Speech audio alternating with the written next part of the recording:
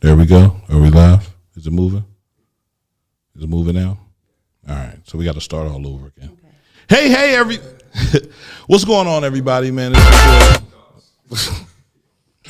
There it is. All right. Thank you, Zajay. I appreciate you. I want to introduce our guest, right? This is Uncle P's Uncomfortable Conversations, where we delve into things, to topics that might make people a little uncomfortable. And like I was saying, my guest, say your name again. Andrea Brown. Right. And what you do for a living? I am a K through 12 school counselor for the School District of Philadelphia, hopefully a future life coach and a future LPC. Let's go. Let's speak that into fruition. Absolutely. Let's make sure that comes to life. That's why I put it out on the air. So right. It's going to be. Right. It's going to be. Right. And today's topic is about grieving the old you, right? But also doing the shadow work behind that, right? So those are two things that I don't have that much information on, right? Being able to grieve the old me, right? So you're going to give me some things and I'm going to hit you and let you know what I could do, right? To be a better grief patient, or, right? Dealing with grief, right? Dealing with grief. So let's just talk about the shadow. Right, So we all have light. And we all have dark. So that shadow part is that part of you that's kind of like icky, grimy, dark. Right. Like, it's the part of you that people mostly don't see unless they are like very close to you. Or it's a part of you that nobody sees. It's just between you and your maker. Okay. So when you go into shadow work, you're really like dealing with things that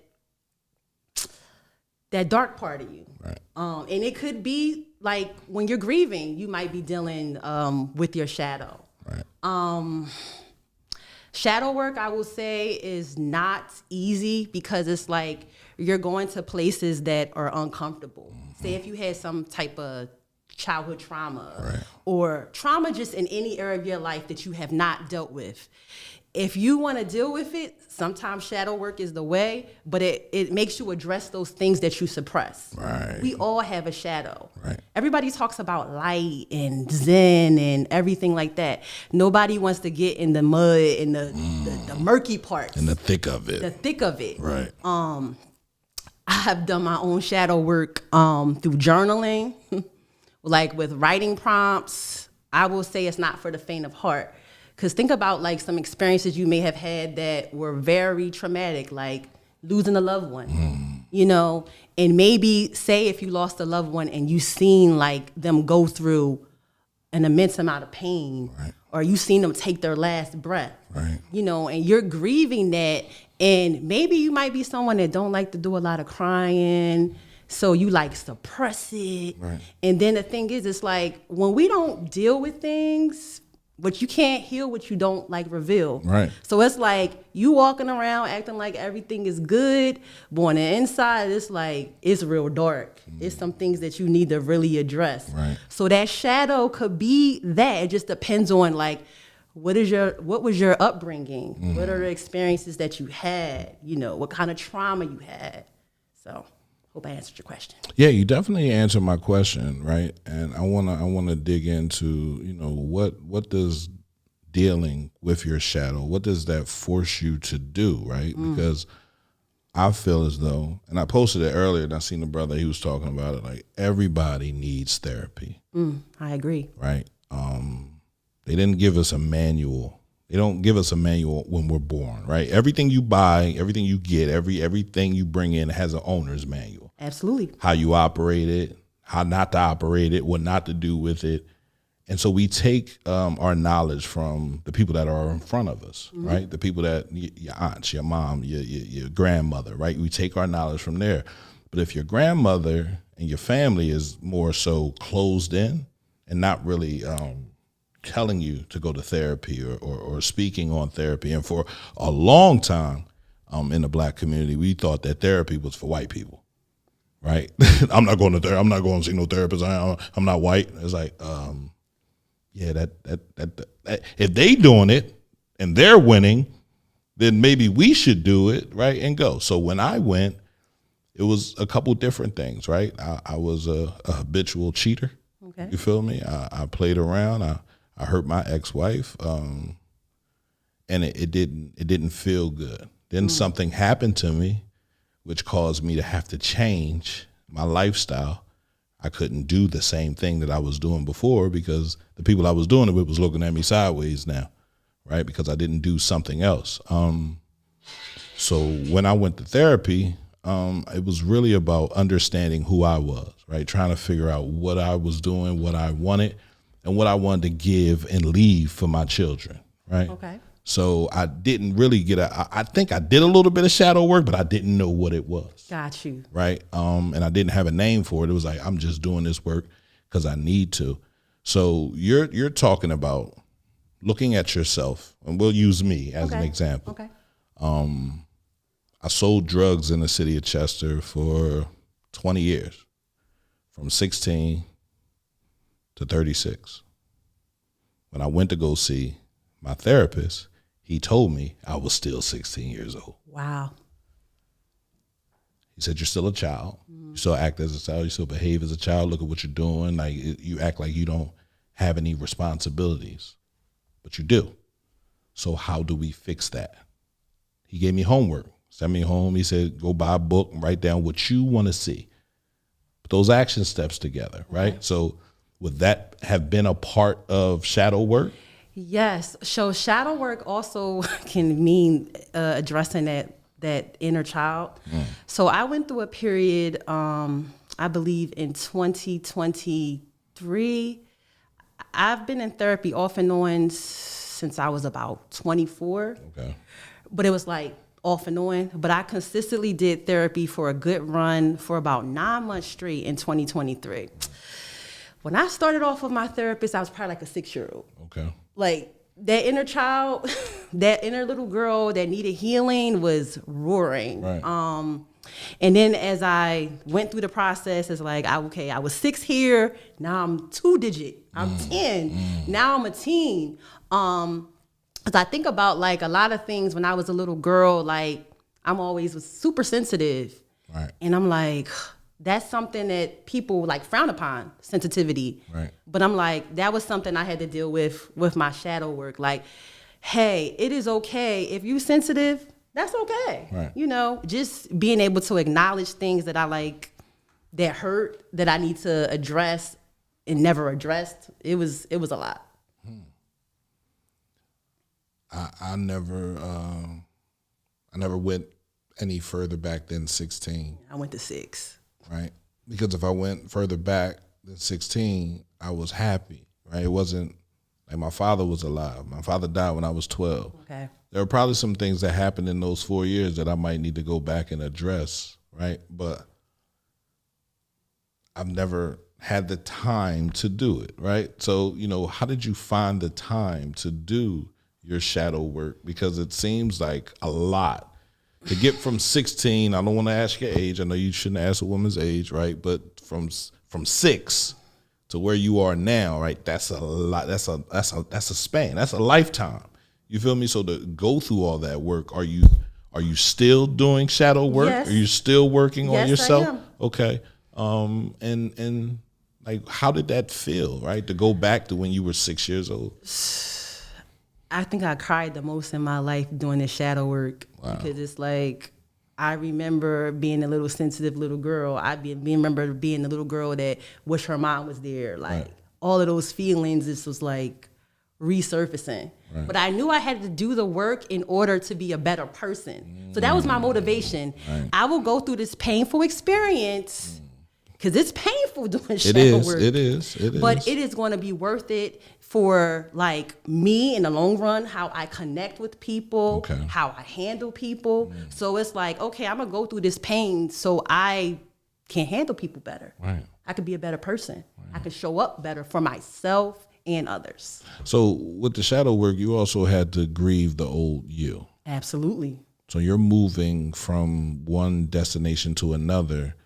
When you're grieving yourself, do you leave what you're grieving behind? Grief is an ongoing process. We heal from things, but we don't never forget them. You know what I'm saying? Right. So it's like, I'm grieving certain things, but I don't think I'm going to ever forget certain things, but it's just not so heavy, if that makes sense. Absolutely. And grieving the old you is leaving things behind. Right. Okay. That's the hard part. It is. It is hard because you had so much fun as the old you. I think about all the fun that I had. I had to leave the money making Pierre behind to be a businessman, right? I had to leave, the non-trustworthy person behind to be trustworthy. And that was hard, right? Because the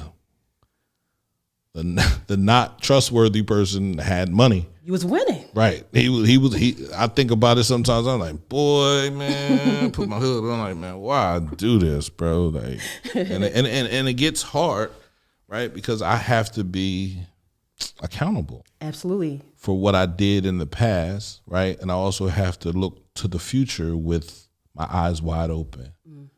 Right. And that's not always easy. Right. It's hard to do and think about, oh man, shit, just going, oh, I ain't got that box underneath the bed no more, right? Or I'm in this business, or I can spend this like this, and I'll make, you don't have the product that sells like that, right? So you need to build relationships.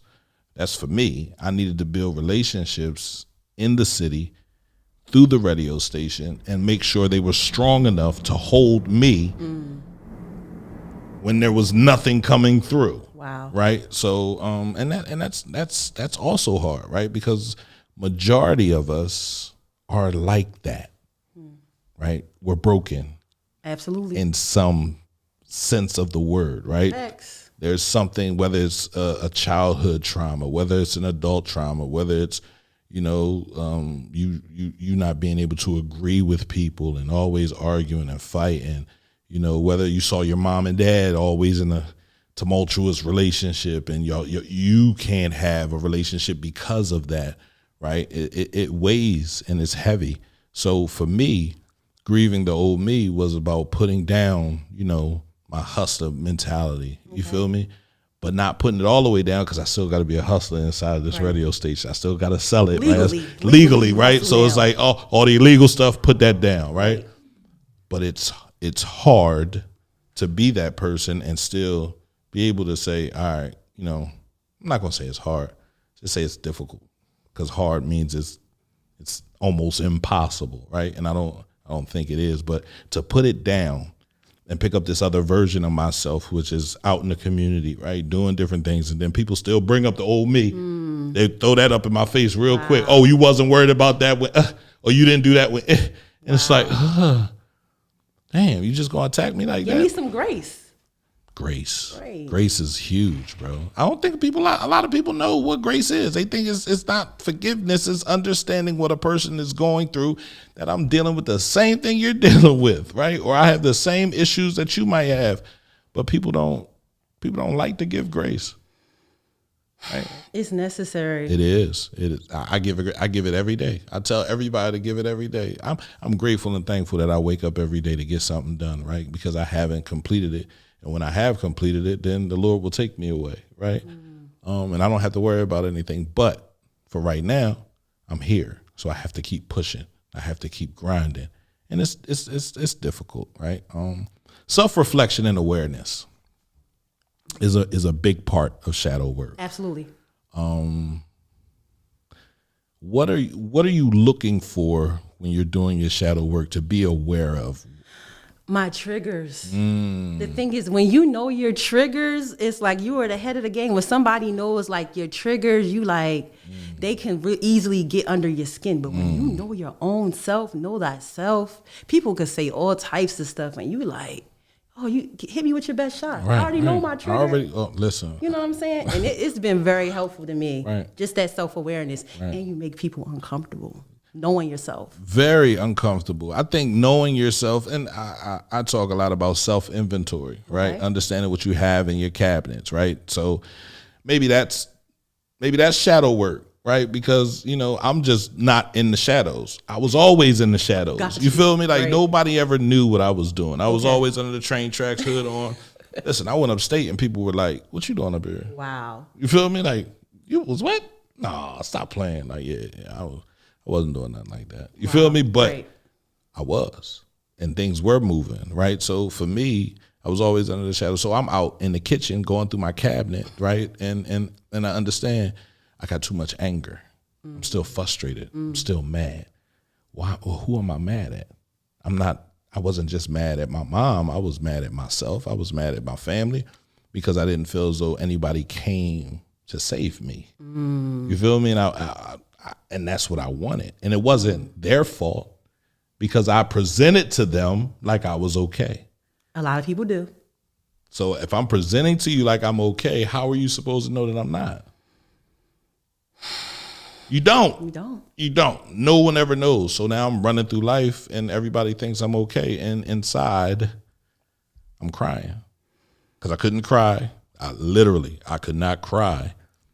In the field of work I was in, I dealt with it. You feel me? It wasn't a whole bunch of tears. It was more anger and frustration and hostility.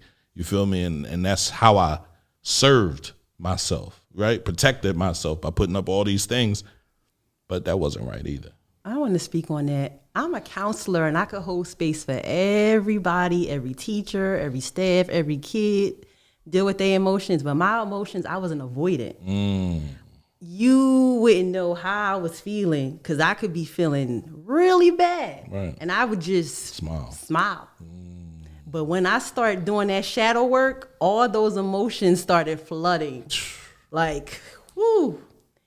Like, but the thing is, I was still sensitive. I just did not like showing my feelings. Because how I was raised, it was like, you don't cry. You know. Be strong. Be strong. So that's what it was. I was talking to a friend a few weeks ago, and it was like a little mock interview we were doing, and we got to talking about his grandfather, and he started crying. I was like, bro, like, he was like, how do you do this? Like, how do you go up there, when you go up there and go live and talk about your feelings and you don't cry? I said, I cry. They just don't drop. You feel me? Like, I try to suck them back up through my eyes or whatever, right? But I do have feelings, right? I do feel some type of way. I'm not angry. You feel me? Because I went through the five stages. You feel me, of grief? Of grief, right? You got denial, you got anger, you got bargaining, right? You got depression, and then you have acceptance, right? All of those, they don't have to go in that order. Sure don't. Right? You can accept your grief from the beginning, right? And be good and not have to worry about anything. And then later on, denial comes up. Oh no, I'm straight. And then you're angry. Then you're bargaining. You ever bargain with yourself? Heck yeah. Like I think when I think about bargaining, I think about things going for cheap. You feel me? And you do that to yourself, right? You give yourself off for other people to use and to make them better, and you don't get anything back in return, right? You're thinking they're going to be there for you, and it doesn't work that way, right? So and then last but not least, anger, bro. I was full of that at a very young age, bro. I was bad. I was bad with a gun. I was bad, and I wasn't shooting people, but I was bad, and that was my way of grieving, and I didn't realize it, and I didn't have anybody to talk to me. So when I went to therapy, and he gave me the book, and I got the writing in it. I remember being at work and writing, and my machine was down, everything was cool, and the supervisor said, why you not working? I said, my machine's down. I need you to walk around and look like you're working. You're on camera. I said, well, the camera caught me doing the work. Right. Right. And he came back again, and then I realized, if I want to, and I was writing in the book, Cultivating Mature Positivity, I said, if I want to move forward with my dream, with what I want, I got to take action. Facts. So I quit my job. Wow. It was out on faith. I quit my job, and I had just stopped hustling, so it wasn't a whole lot for me. You feel me? But if I didn't do that then, I wouldn't be here now. Wow. You know what I mean? Because I would have kept on working and kept on writing, and just the work would have took over. because it happens, right? We say we want one thing, but we continue to do something else. And as long as we continue to do something else and have that something else on the side, you'll never do what you truly want to do. You just said a word to me that's like confirmation, but that's a conversation. Right. But it's real, right? This is why, I called my uncle. I called my cousin. Talked to my cousin first, my god sister, and I told her I quit my job. And I was upset. Stopped past her house crying. And she was like, "What is wrong with you?" I said, "I quit my job." She was like, "Why?" I said, "I really want to do this radio station, man. I feel like this is what I'm being called to do. Purposeful work." And she was like, "Are you sure?" I was like, "Yeah." She was like, "You don't know anything about radio?" I said, "I'll figure it out." And when I opened the radio station, I was in here figuring this stuff out.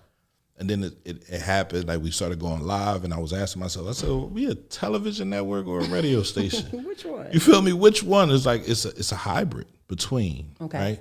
And that's what the radio station has been for the last 7 years. It's a hybrid between television shows like this, okay, you feel me, and a radio show where we're playing music and we're talking a little bit about a topic, you feel me? But I feel like without me walking away from my job, I would have never got that chance to do this because I was so caught up in working and making money, right? So it took a while before I was able to stand up on my feet, right? 'Cause I was crawling, you feel me? Sure. And when you're crawling, people don't necessarily bend over to pick you up. They kick you. Yeah, you're going to kick me while I'm down, right? But I understood. I looked at it like I deserved it. Like I said, I cheated. I lied. I stole, never shot anybody, never killed anybody, but I did a lot of bad things. So anything that happened to me bad, I just accepted it. But did you did you repent? Like you repent, say like, "Listen, I'm sorry for what I did." Like, did you do that like verbally out to the universe? No. I would go and offer salat. I would try my best, right? And I would ask all the time, just guide me. Okay. Just guide my path. And he did. Right? I think he did. It's not easy, but it's not hard. So it can get done. You just need other people, right? When you build something this big, you need other people to help you. You need a village. Right? So and my village was used to me being head honcho. You feel me? And that didn't work for them. So that was my self-inventory and looking at what I had and understanding my cupboard was bare after I removed everything, and then I had to put things in. So what's one thing that I wanted to put in? Being grateful, gratitude. Gratitude is important.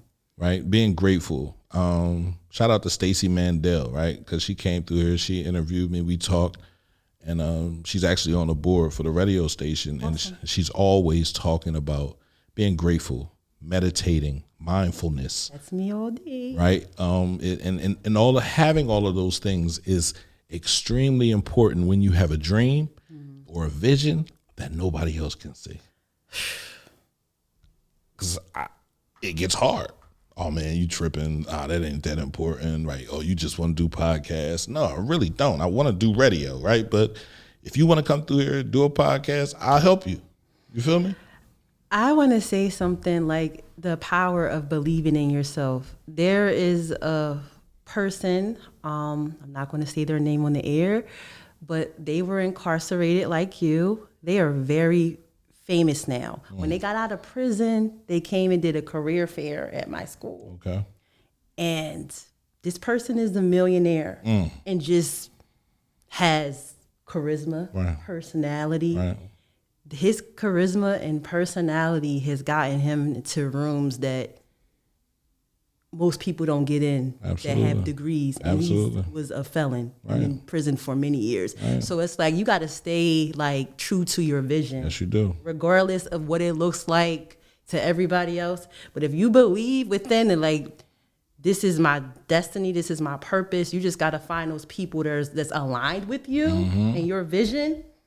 And then it will come to pass. I've seen it happen. I've seen it happen too, and I know who you're talking about, right? And I watched him come up, right? And I watched what he do, and we've had conversations. You feel me? And I believe that I'm at a turtle's pace, right? I'm not rushing this. Okay. You feel me? I want to enjoy everything that I'm supposed to enjoy, and I want to suffer through some things that that Allah wants me to suffer through. But I'm not looking to be a millionaire, right? I'm looking to help my community, right? And so if that's what I truly want, if that's my passion, that's my purpose, I just need people to come on board that want it. But can I say something? Go ahead. Person came to talk to kids about not making certain choices, and the way my creator, he was trying to help others, and guess what? He was able to help others himself. And help himself. Absolutely. Like, so don't sell yourself short. Like, right. don't sell yourself short at all. Right.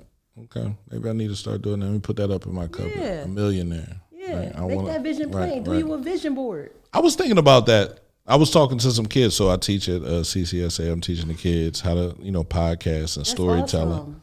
And I was thinking about doing that as well, right? Doing a storyboard, or having the kids, do storyboards, right, for themselves. So yeah, I might look into that this year. I think you should. Right. So in embracing and integrating, like, how do you embrace your shadow, right? Because that's one thing you have to do, right, while you're doing this shadow work is stop pushing off to the side and embracing that dark side of yourself, right? And integrating, right, the dark side, the things that you think that are bad, right, or the things that really might be bad, but integrating that into your life to be able to help others. I'm gonna break it down. Go ahead. We have the different seasons, and we have nighttime and we have daytime. Now, again, could you imagine the sun shining all day, bright, at 5 o'clock? 3 o'clock in the morning, 2 o'clock in the morning. Like, if there was just no nighttime, it was just the beaming sun all day, or complete darkness all day. Just think about that. It happens in Alaska.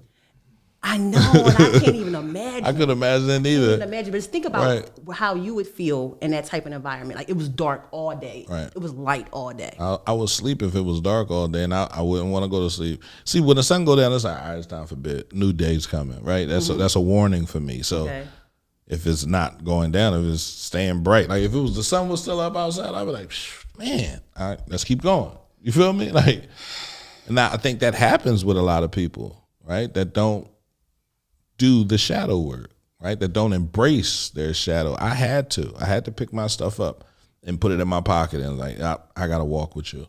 You feel me?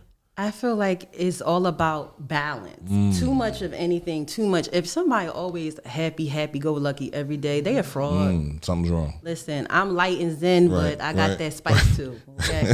So I feel like you got to have both. You have to have both. I tell people, man, it's not easy, because when you come up with a radio station and you cultivating mature positivity, right? It's hard to be positive all of the time. It's hard to be in a good mood all of the time, right? And I wouldn't be human if I didn't go through those challenges.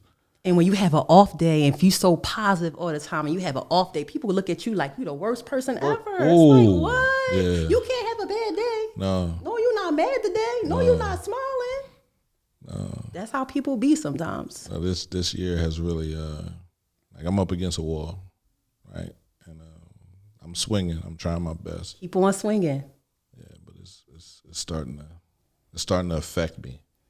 So I have to. I don't know. I gotta do some different stuff. So that's why when you hit me up about shadow work, I was intrigued, and I wanted to know what it was. Like, what is it going through and embracing your 6-year-old self, right? I went through all types of stages in shadow. Okay. All types of stages. It just depends on like what I want to address, because we all have inner wounds that we don't talk about to nobody, but it might just between our maker and our journal, or just our maker and us. Right. So it just depends on what I want to like tap into. And I know I had abandonment wounds. Not growing up with a mother. I mean, she's alive, but right. She wasn't there. Yeah, so it's like that impacted every type of connection in my life. Like, I didn't trust people. From the beginning. Like, you ain't even had to do nothing for me not to trust you. I just automatically yeah. see you now that nigga ain't shit. I ain't or trust she ain't because, shit. and it's like not allowing people to connect with me on a deep, like, I'll let you in, like. Yeah, at the front door. Yeah, but back up. But at the screen door. Right. You can't go past go. Yeah. No. Yeah. So that was me for a very large portion of my life. So I've been stripping that part of me away. It's been very interesting.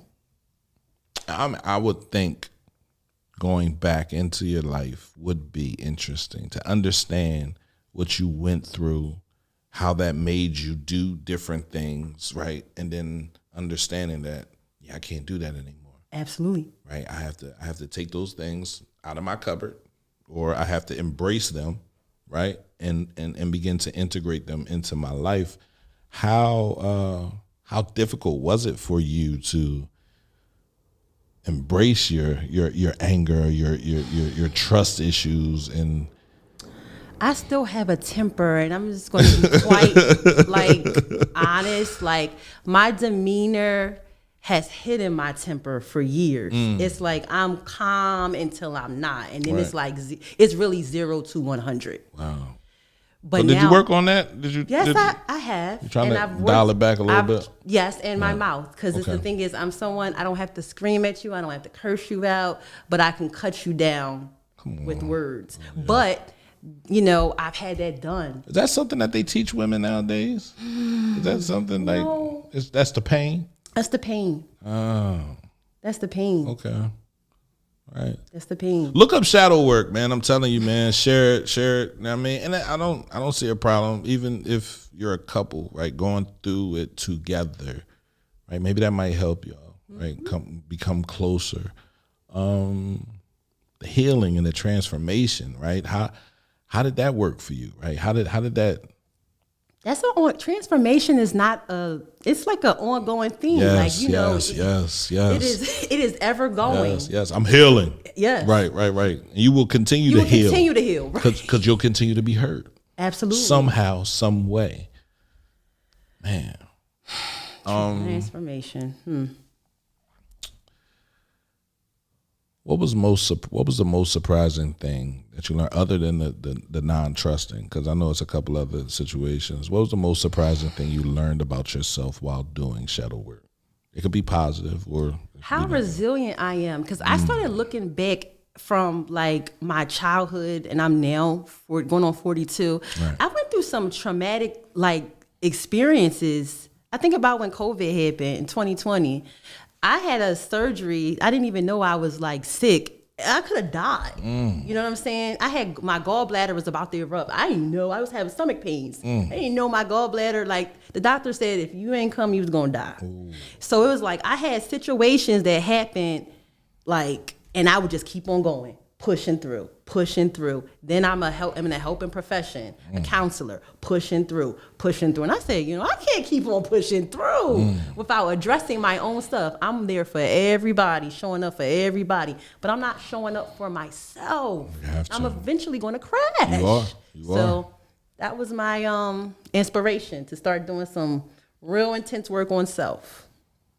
Are there any rituals or practices you follow while grieving this part of yourself or those parts of yourself? And have you had time to all right, this is 6-year-old me, this is 12-year-old me. Yeah, I've had time to do all of that. 18-year-old me. Wow. I've had time. But you make time for what you want to make time for. I feel like it's imperative for me going into this next chapter of my life. I want to be emotionally healthy, look good, feel good. There's a lot of people out there that look good on the outside and they effed up on the inside. Okay? I don't want to be one of those people. Right. So, okay. Yeah. What advice would you give to someone who is thinking about starting their shadow work journey? Do it in small steps. Don't try to take on too much. Don't try to do too much or you're going to be overwhelmed. Right. And you're going to quit. You're going to quit. Yeah. Or you're going to be super depressed. Yeah, that's what happens. Because it's the dark side. Right. It's the dark side. Yeah. It's the dark side.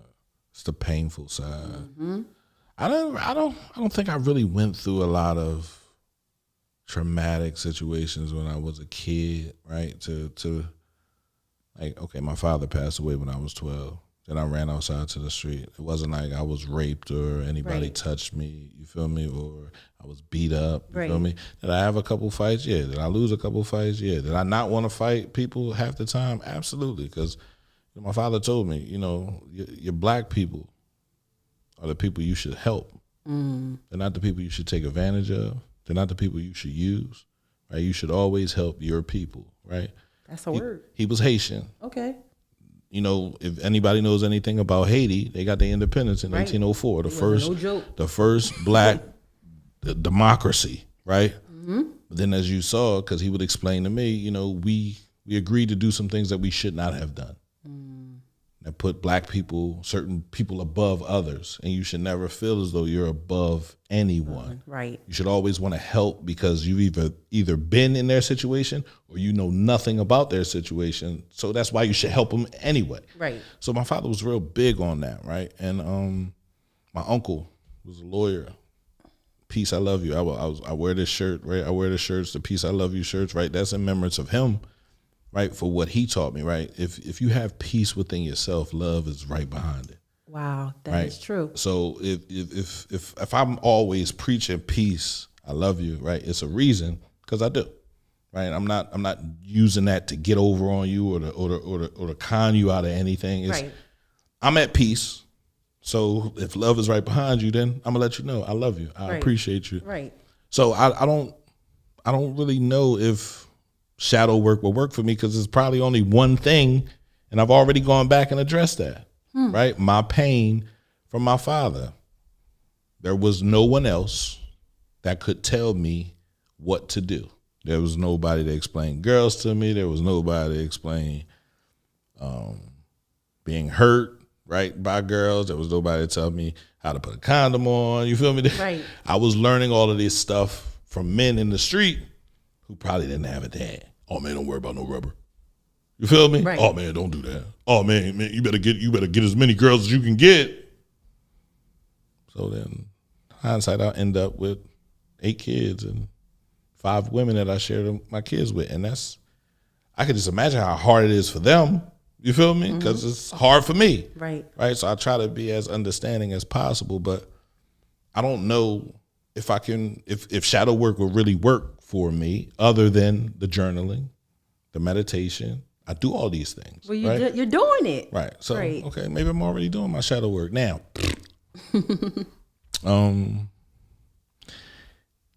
If you could see yourself in 10 years, let's not go 10 years. Let's do 5. Where would you be? I see myself still in like the tri-state area, right? But further away than what I am now. Okay. I see myself doing like a TED Talk. I see myself doing more public speaking. I see myself with my own counseling practice. So you want to be a life coach? I want to be a life coach too. Like Dr. Bryant is someone I want to go see her. She's going to be here in November. And she's going to be here in November? Yes, I want to see her, but it's around my college homecoming. But that's the kind of work I want to do. Yeah, Ali Sadiq going to be here. I'm gonna go see him. He's a comedian, right? But no. I really just want to help people. Like that's like I feel like that's my life's purpose. Like to help others. I really do believe that. Right. Not just children. No, my father made that a duty because that's what he was doing. He wasn't from Chester. Okay. And anybody that knew my father, they say, if it wasn't for your dad, bro, this would have happened. If it wasn't for your dad, right? He was always in the community. He was running through the Benjamin Banneker, grabbing brothers up, taking them downstairs in the laundry room, helping them with homework. You feel me?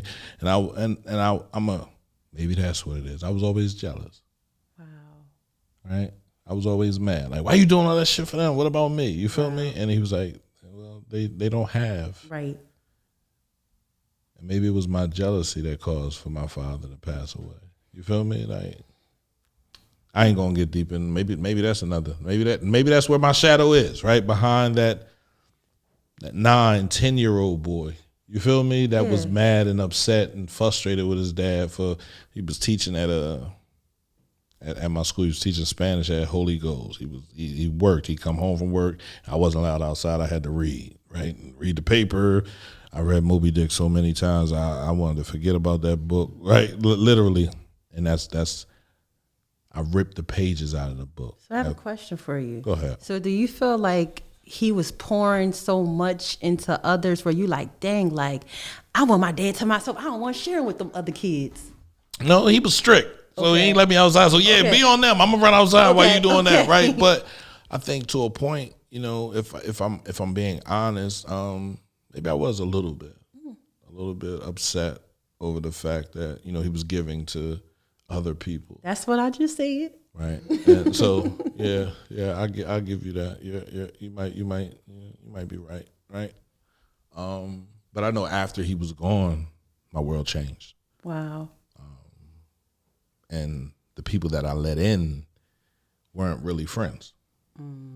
They were either using me, okay, because I had access to things, or they were just hanging around because my life looked better than theirs.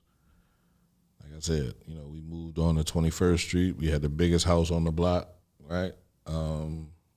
My dad bought that house in April. He passed away in April 23rd. Jeez. Right? April 24th. That was my mother's birthday. Oh, my. So everybody got hit. That's traumatic. It is, right? So everybody got hit. My mom got hit the hardest, right? My little sister got hit. She was only 4, so she don't really know. Right, she don't know. Like I know. You understand what I'm saying? So I think that was hard. That stresses our relationship because I'm always telling her stuff. She's like, I remember one time I told her not to go outside. She said, "You're not my dad." I know you was pissed. Or was I? But I was young. I was 13. So I was like, all right, I don't want to be your dad. Right. But I think that's probably where I got to start. I did 16, and I understood what 16 on did. But now I got to do 9 to 16. It's like, what got me to that point? And that's dope. I appreciate you for I want to give you a compliment, too. What compliment? I feel like since the last time I was on here, like, you seem more comfortable with your feelings. Like, I feel like you're more comfortable expressing them. I've always been comfortable. If anybody knows, I'm vulnerable. Like, Okay. I've never been scared to be vulnerable, Okay. right? Because I know what I can And do. it's not a weakness either. It's not a weakness. I used to think it was, but No. And a lot of people still do feel as though it's a weakness. But I'm comfortable with myself, right? I know what I want. I know what I don't like. I know what I don't want. You feel me? I know those things. Mm-hmm. And I'm trying to get other people that are around me to understand, like, you know, just get behind me, just push me right. a little bit. You feel me? Like, and I'm gonna get there. Or just believe in me. I'm not gonna say my grandmother was one that believed that you can do whatever you want to do, baby. Like, I believe in you. You feel me? So if this is what you want to do, don't get caught. I want to speak on that. The power of affirming ourselves and affirming others. It's like so many people that said I've impacted them, like even adults and children. I'm just being my natural self, like pouring into people. Right. But just adjusting somebody's crown or like believing in their vision, like that really can make the difference.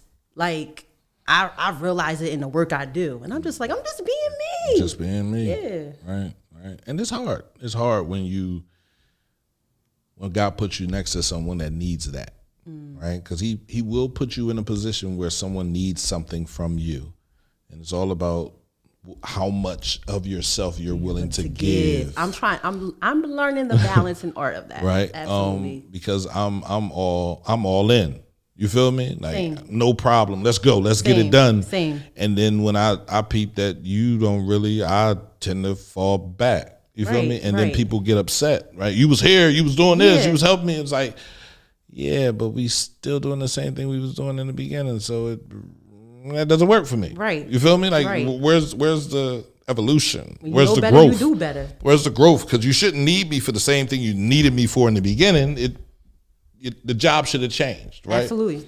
So, you know, but I'm still there for all my family, bro. Like, you know, and I have extended family. I have women of this community that reached out to me when my mom passed, right, and spoke words into me. And for that, you know, I said, listen, can I call you mom? Right? Oh. And she was like, yeah, absolutely. I was like, thank you. Because I see death differently. I don't feel as though death is the absence of a person. I feel like death is, you know, when you think about a bee, when a flower opens, it gives off pollen. Mm-hmm. The bee goes around and collects the pollen. I see that's death, right? It's opening everything that person stood for, everything that person loved, everything that person worked for is now out, and you have to absorb that. Wow. Right? Because if you don't, it'll go somewhere else. That's deep. And then all you have, because soon after the pollen comes out, the flower dies. You understand what I'm saying? That's deep. So for me, that's how I always view death, right? Because not always. That's how I viewed it after my grandmother passed. Okay. And she passed in 2005, and I was at work, and I was trying to leave, and they wouldn't let me leave, and I left, and they fired me. And I hired a lawyer. I should have never took the job back. I should have just let the lawyer do his job, but I wanted to work. Because if I didn't work, I was going to sell drugs. Okay. Yeah, I was locked up by February 2006. Wow. Right. So it was like, it's life. And sometimes you just gotta slow down and really look at it, really examine it, and understand how you're relating to it, right? Because it's not always easy. Life is full of ups, downs, ins and outs. And I was talking to Big Var today. Shout out to Big Var. Big Var is water ice, the sweetest place on earth. They are a sponsor of the radio station. But we were talking, and he was like, you know, wherever you are, you're not going to stay there long. If you're down, you ain't going to be there long. If you're up, you're not going to be there long. He's like, man, it's like a roller coaster. You just got to take it. You feel me? And just keep doing whatever you're doing. And then one day you'll get to the top and you'll get to ride it out, and you won't go down, right? He's like, I don't know when that'll happen, right? But when it happens, you'll know. Mm-hmm. You feel me? And you'll feel it, and you'll be able to pick other people up. He's like, that's when you can pick other people up. He said, you can't pick people up if you're still going up and down. That is true. Because now you'll stay down, right? Now you got to get that energy back up. You got more weight on you now to get that joint up the hill, and it becomes depressing. It becomes hard. It becomes frustrating. You get mad easily. You're pissed off. He's like, I peeped you. From the time you started the radio station, you've changed a couple different times. And I said, I guarantee you were trying to carry something that was dead weight. Like they weren't walking, but they wanted to be in your caboose, right? They wanted to be in your party, right? And you had no problem with picking people up, right? So, you know, you got to think about that. I was like, oh, damn, Var, appreciate you. Feel me? So it comes, like I said, he puts you in a position, right? I quit both my jobs when my mom died. Wow. Both of my jobs were paying me excess of $150,000, both of them together. Wow. Plus the radio station. Wow. I didn't realize that I didn't work a full year, so I didn't see the $150,000, right? But I didn't realize that other people saw it. People always watch. Always watching. And they count your pocket. Mm-hmm. And when my mom passed, I just felt as though I wasn't doing what I set out to do. Mm. I was doing somebody else's mission. I was working somebody else's plan. And it was like, I can't continue this. I have to quit. Now, quitting 2 jobs. That's stepping out on faith for real. That's not only, and this again, right? I'm always quitting, and people be like, man, you always quitting, but I'm always quitting for the right reason. Right. I'm not quitting for the wrong reason, but the radio station was why I quit my last job. And then the radio station, to continue the radio station the way I wanted to do it, was why I had to quit these last 2 jobs. It wasn't over anything that was happening there. It was like, poof, I did my job. My job is done. You feel me? Mm-hmm. And I'm just going to walk away. You feel me? No hard feelings. I love y'all, right? But it's not on my plan. Right. You feel me? To be here is not on my plan.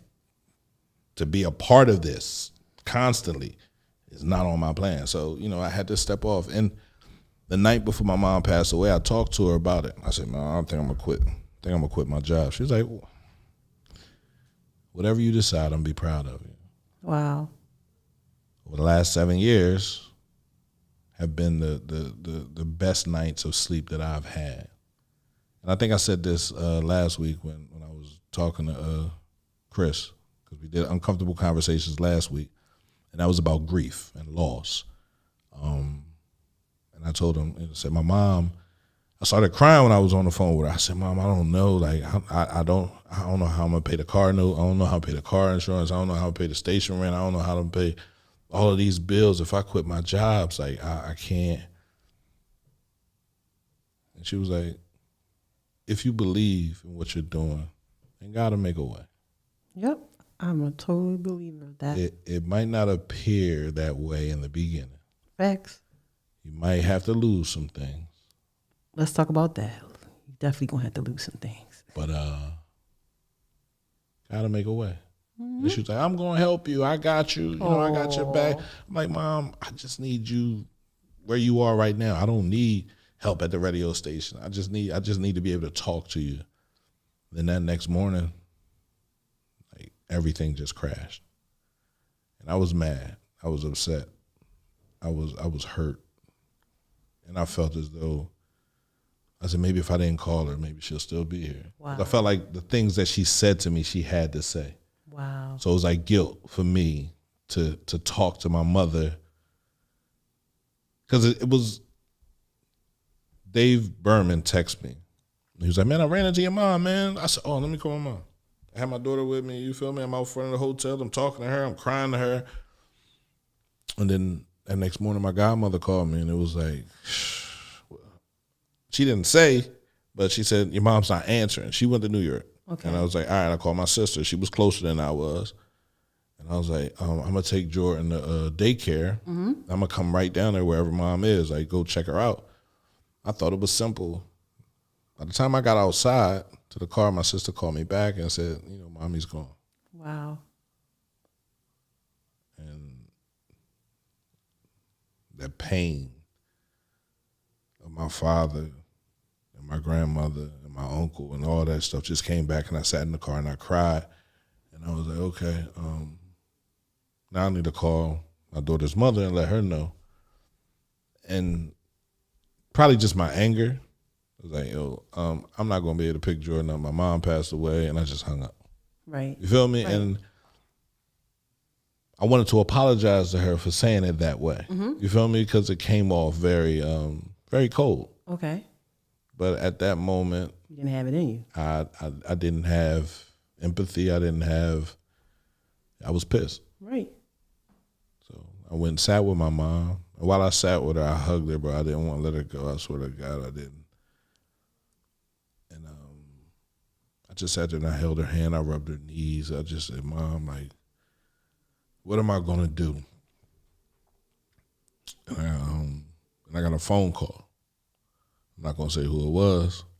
And they were asking me, you know, what was my plan? I said, my mom just passed away. I'm sitting here with her right now. Can I call you later? And he was like, well, don't quit your jobs, right? Stay with them. Okay. But only if you want to. Okay. So only if I want to. Right. So I was always thinking about that, right? I went back to work after I buried my mom. I continued to work. Okay.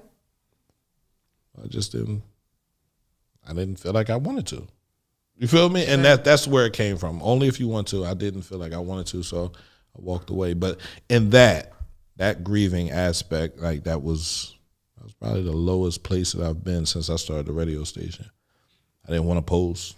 Wow. I didn't want to say I was grateful or thankful. It was like, you know, I wanted to post, fuck you, fuck her, fuck all you. You feel me? Like, right. But that's not the image that would have been the reversal of me. You feel me? That would have been me giving my ass to everybody. Right. That's not where I am. So, you know, I think grieving the deaths, and then for it to happen again with my cousin, and then again with my grandfather, it was just like, okay, breathe. Yeah. and now you got to get back to work, right? Now you got to, and I've done so much. I've driven down to Ocean City, Maryland. I've gone to Cape May. I've gone to the water, right? Because my mother loved the beach.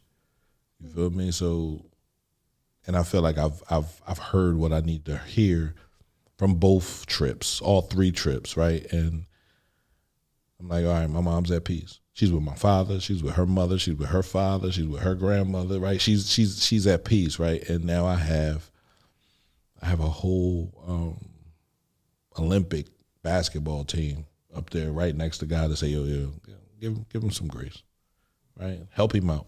Give him some blessings. So I'm waiting.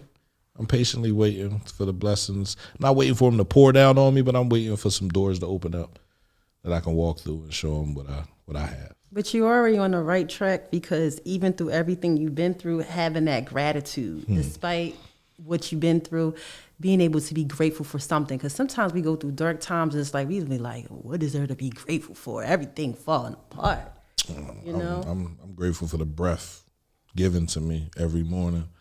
I'm grateful to wake up. I'm grateful to slide up off my air mattress and see life. See my daughter every morning, bro, right? And it's crazy because when I went to go pick her up, at first I was like, man, I'm gonna take a couple weeks off, but I couldn't. Like, I couldn't move away from my kids. Like, that was all I had, right? And it was like, no, I want to see my kids. I want to be around them, right? So, and one morning I went to go pick her up. She said, "Oh, Daddy, give me a hug." Aww. And I was like, yeah, I needed that. Thank you. You feel me? And just being around my kids, bro, just seeing them, like the oldest, they're dealing with it differently because they knew more about my grandfather, my cousin, and my mom than the youngest do. Okay. And they're taking it hard, right? But understanding I have to be strong for them.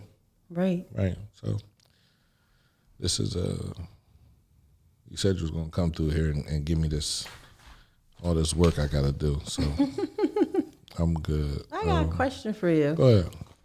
Would you ever think about writing a book? I have. I see that for you. I have. I've been playing around with it. I've been writing a book since I came when I was locked up writing a book. Okay. And I lost the manuscript that I had and everything that I had, and I just said, forget it. Well, let this be a confirmation that maybe that might be something you want to revisit. That's not the first time I heard that today, actually. All right. Yeah, I don't know if I really want to read my book. I've already given my book out countless times on the radio, so it's like, here you go again. Pierre's grieving, right? But it's not about you. It's really not. But it's for you. Right. You know what I mean? Like, it's for you to understand that, grief is an ongoing situation. You will continue to be upset, right? I probably will still cry over my father. That was, 29 years ago? 12 to 40? 32 years ago? Wow. 32 years ago. And now my mother being 5 months ago, right? It's nothing that will ever stop. Absolutely. I will continue to grieve it, but I just want people to understand that even while you're in denial of your grief, you're not accepting it and you're running from it and you don't want to take accountability for it or accept the accountability that comes with it, that you're hurting yourself. Absolutely. And the longer you run, the longer the pain lasts. Like I said, you can't heal what you don't reveal. So I'm always revealing something about myself. And since the radio station opened, right, I had to be accountable for me cheating. I had to speak on all the stuff that I did so nobody else could use it against me. You feel me? That's the gag right there. That was it. You feel me? I'm gonna talk about this right. shit so you can't talk about it. Absolutely. Yeah, I did this, I did that. Now what you got? Right. It's like 8 Mile, Eminem. When I saw him do that, right, and he got rapping about himself. Yeah, I live in a trailer park, right? And, and my mom do. You feel me? Right. It was like, oh, see, he owned his story, and he walked with his story. So I have to do the same thing. I'm doing the same thing too. Absolutely. Yep. Right. Not pointing or pin and throwing anything on anybody else. This is how I played. this is what I did, and this is what I have to accept. And there's freedom and liberation, like setting yourself free from certain things by just being able to accept, hey, I did this, but just because I did this isn't making me a bad person.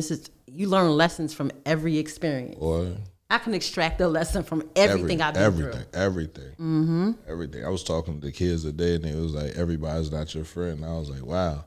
I said, how old are you? It was 7th grade. Wow. One was in 11th grade. And I was like, I experienced it more so in 9th grade, 9th and 10th grade, where I was like, damn, man, I thought we was cool. Are we not? But I never wanted to hurt anybody, right? I hung out with your mom, man. I know your mom. Why would I want to hurt you?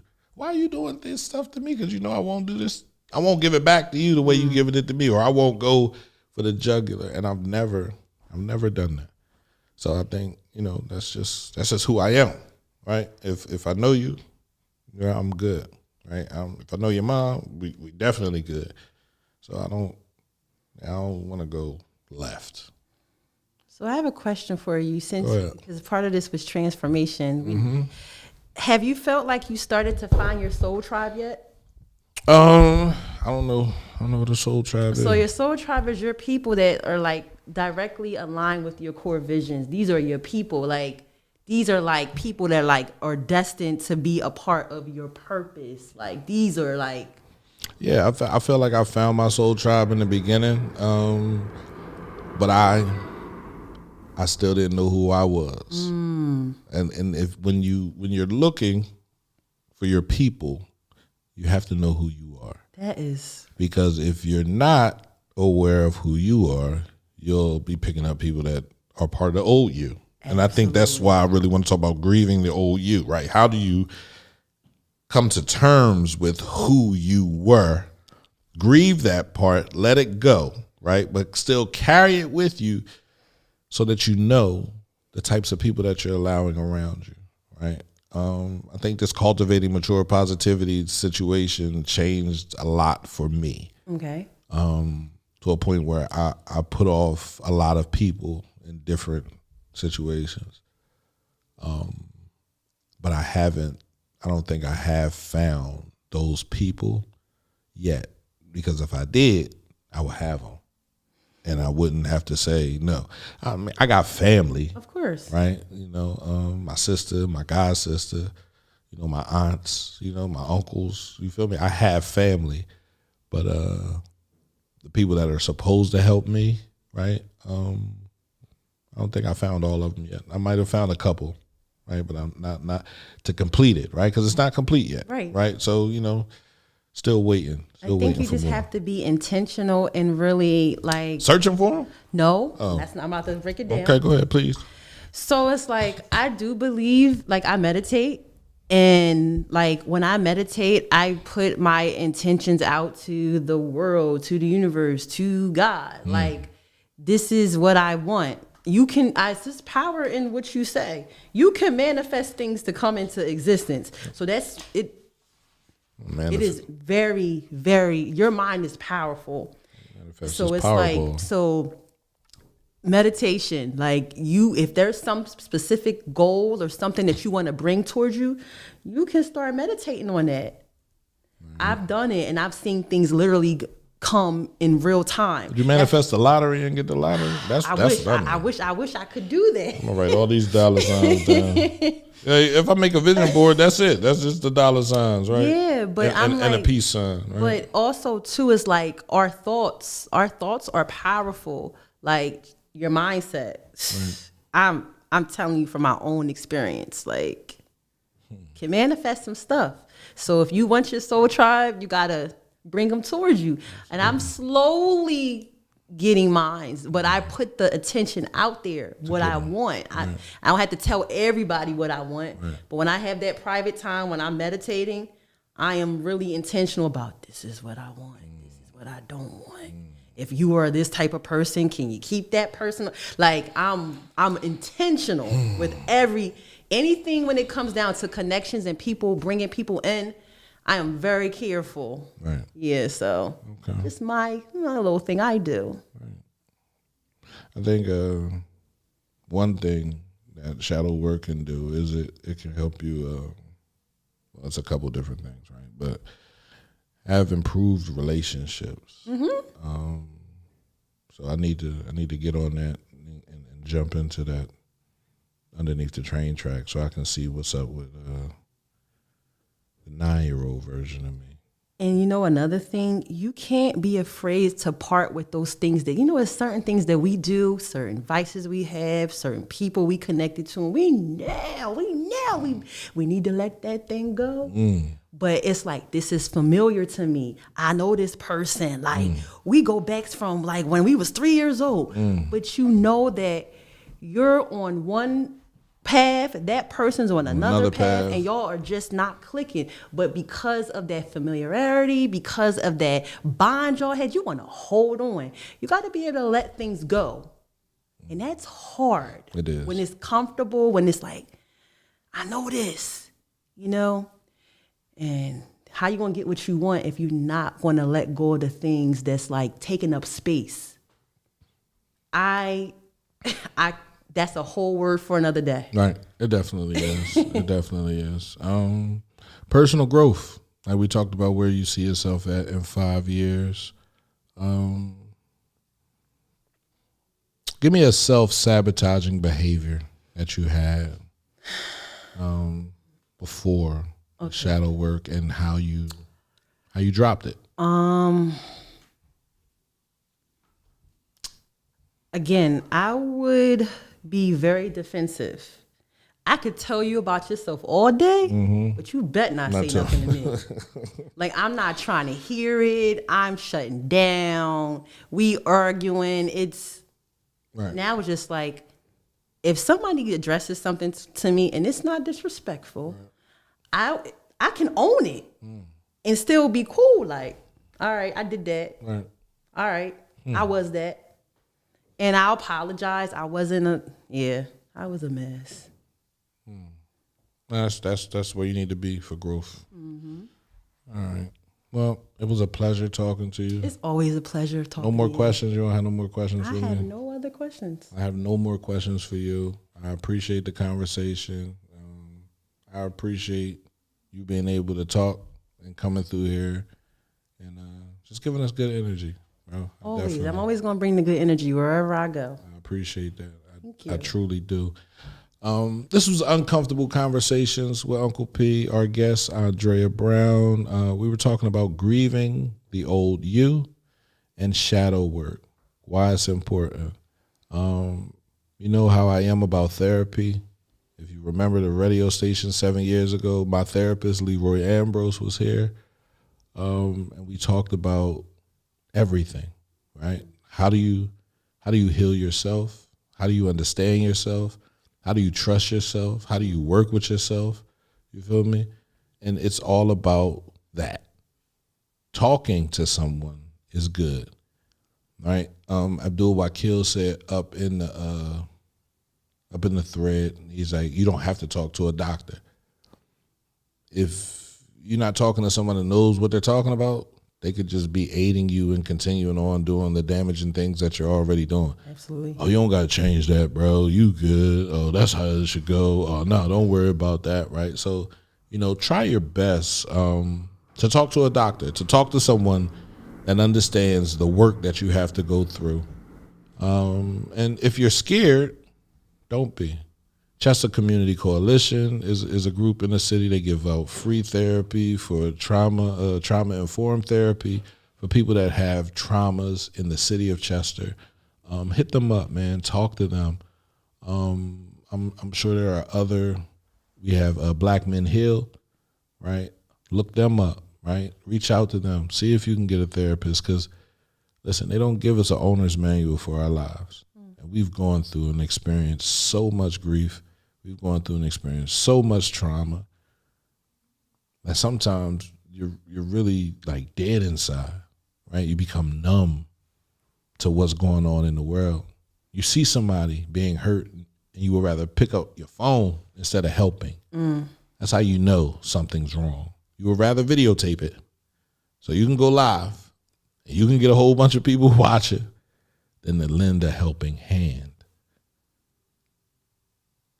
seek out a therapist. Talk to a therapist. There's nothing wrong with it. Whatever traumas you have, whatever situations you don't understand, talk to someone. It's your boy, Uncle P, man. I want y'all to remember that I love y'all. I want y'all to have a peaceful night. Give grace to everyone you run into. I don't care who it is.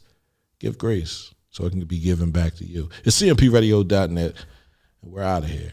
Peace.